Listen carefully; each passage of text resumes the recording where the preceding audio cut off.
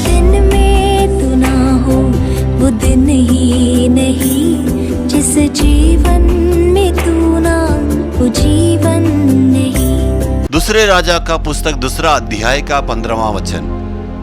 उसे देखकर भविष्यवक्ताओं के चेले जो यरीहो में उसके सामने थे कहने लगे, एलिय्याह में जो आत्मा थी वही एलीशा पर ठहर गई है। सो वे उससे मिलने को आए और उसके सामने भूमि तक झुककर दंडवत की। एलीशा चादर से उस यरदन को मारा। उसने कहा, एलिय्याह का परमेश्वर कहां? तब यरदन 2 टुकड़ा हो गया। सूखी भूमि में चलकर एलीशा इस पार आ गया।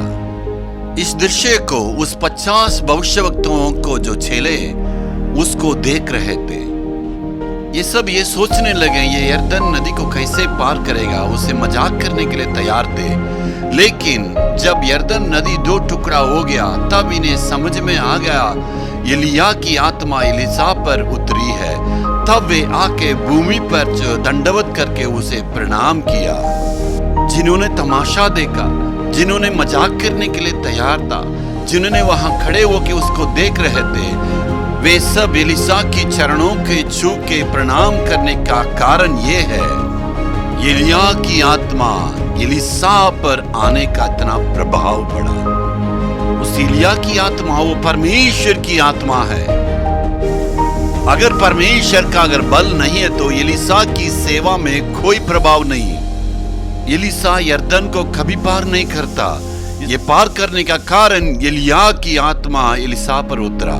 इसलिए मेरे प्यारों, हमारी सेवा में, जीवन में यदि विजय को प्राप्त करना है तो इतने प्रभावित सेवा करने के लिए प्रभु की अभिषेक की जरूरत है। जो व्यक्ति अभिषेक के साथ रहता उसके सामने कोई पर्वत ठहर नहीं सकेगा, कोई यरीहो सामना नहीं करेगा, कोई यरदन आपका सामना नहीं करेगा। इसलिए सुनने वाले आपके सामने भी परमेश्वर की आत्मा आपका साथ रहने के चलते कोई भी सामना कर नहीं सकेगा। कोई भी पर्वत जो है आपका सामना ठहर नहीं सकेगा। सब जो है सकनाचूर प्रभु कर देगा। आपने ऐसे सामर्थ्य को प्राप्त की है, आपने जो है ऐसे अभिषेक को प्राप्त की है, आपके पास ऐसे प्रभु की आत्मा, पवित्र आत्मा की ताकत है। इसलिए कोई भी ताकत, कोई भी रुकावट, कोई भी जो है पर्वत आपके सामने ठहर नहीं सकेगा। आपकी सेवा में, आपके जीवन में विजय को हमेशा प्राप्त करेंगे, क्योंकि परमेश्वर की ताकत आपका साथ है, परमेश्वर की आत्मा आपका साथ है। क्योंकि आपके पास जो आत्मा है वो एलीशा की आत्मा जो एलिय्याह से प्राप्त की गई है। Hallelujah, hallelujah.